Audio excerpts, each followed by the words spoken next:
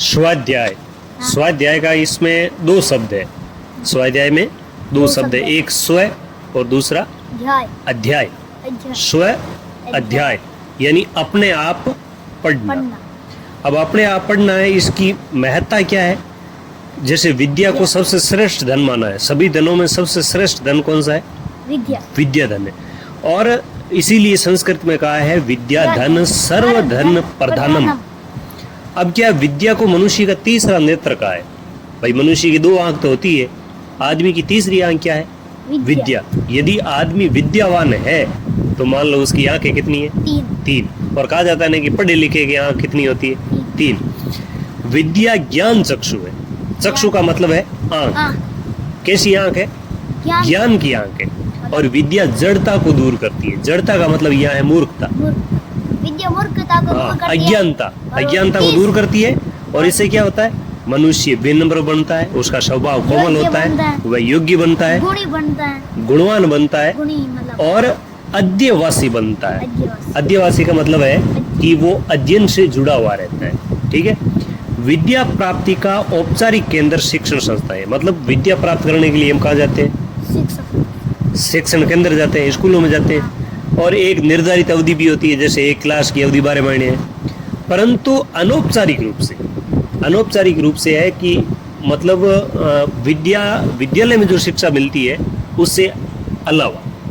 उसके अलावा जिसका कोई फिक्स टाइम नहीं है, तो अध्ययन की सीमा नहीं होती है और ये जीवन भर चलती है।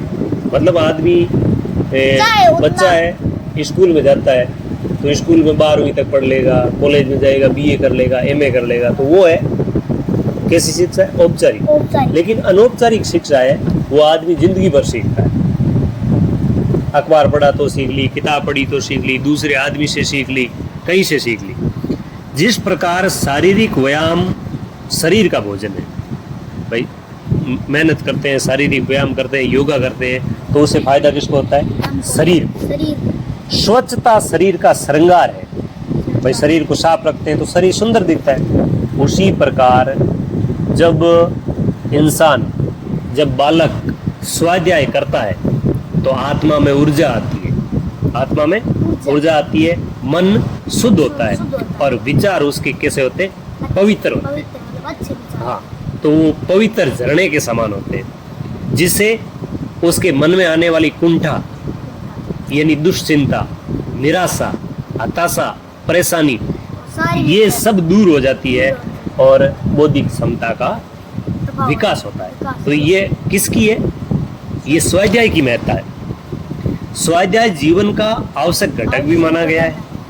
प्राचीन समय में स्वाध्याय की महत्ता रही है और मस्तिष्क के विकास के लिए विभिन्न विषयों के अच्छे ग्रंथों का अध्ययन करना आवश्यक है। यदि हम दिमाग का विकास करना चाहते हैं तो अच्छे ग्रंथों का क्या करें? अध्ययन करें।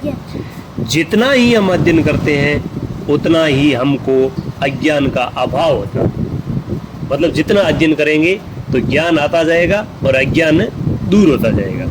स्वाध्याय से तम का आवरण हटता है। तम का आवरण है मतलब अज्ञान का जो अंधेरा है वो दूर होता है। जीवन में प्रकाश का स्फुरण होता है। मतलब जीवन में ज्ञान की प्राप्ति होती है। जीवन निर्मल हो जाता है बिना किसी मेल के। यानी जितनी भी दुश्चिंताएं हैं, दुर्भावनाएं हैं, निराशा है, वो सब खत्म हो जाती है और इससे आदमी का आत्मविश्वास भी बढ़ जाता है। तो ये सब क्या करने से होता है? स्वाध्याय करने। तो स्वाध्याय के ये इतने फायदे, तो इसलिए हमें स्वाध्याय हमेशा करना चाहिए, चाहे किताब हो, चाहे अखबार हो, चाहे अच्छे ग्रंथ हो, उन्हें हमेशा हमें खुद पढ़ना चाहिए। यही क्या है? स्वाध्याय।